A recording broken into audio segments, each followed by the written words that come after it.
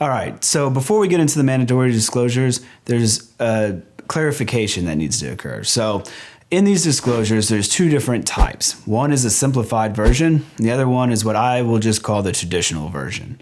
So if we look at the simplified version of the disclosures, you're able to do or fill or complete that document if you make a combined income of less than $100,000 and you have assets less than $100,000. So if you own a home, a vehicle, a boat, and all of that combined is less than $100,000, including your bank accounts and checking accounts, those kind of things, well then you can use the simplified version as long as you also combined make less than $100,000 in an annual salary or however you're paid.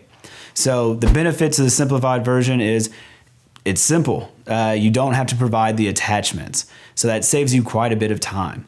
On the what I will call the traditional mandatory disclosures, those are the disclosures where you'll need to attach the accompanying documents to what you fill out. And so if you review the document towards the pages, it's page 8 and 9, you'll see a checklist. Those are what you need to attach if they apply to you. If they don't, you'll just put in that it's non-applicable. And so the three common mistakes that I see on these disclosures is one, people forget to check the appropriate boxes. So if you go to complete your disclosure and both parties have to complete the disclosure, I'll discuss this in a second, but if you go to complete your disclosure, make sure you check that it's the petitioner's disclosure or the respondent's, or that you're not making a marital claim or you are making a marital claim. But all of those little check boxes, you'll have to read through and make sure you select. If you're not making over $15,000 a month combined, then you're able to check certain boxes that allows you to skip over the breakdown in monthly expenses.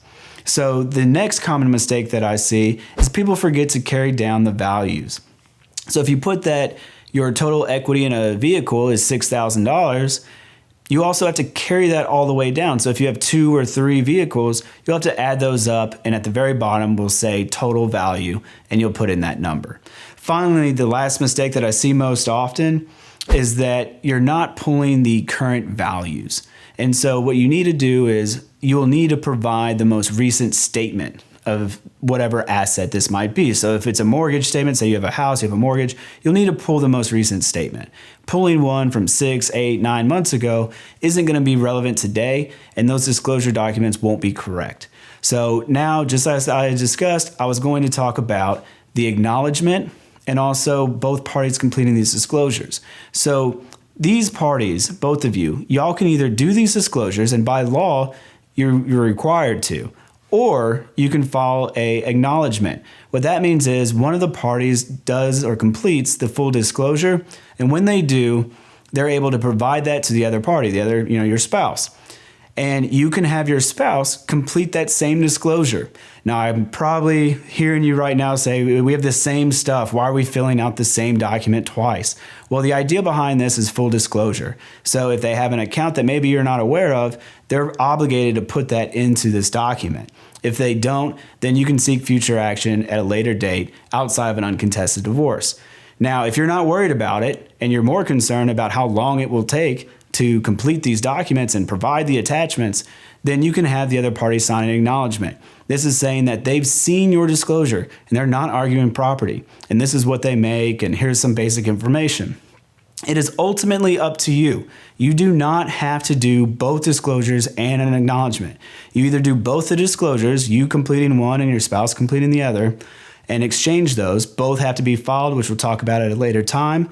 But then if you decide we don't need that, one of you has to complete these disclosures, the other one can sign the acknowledgement. Both will be filed once again at a later date.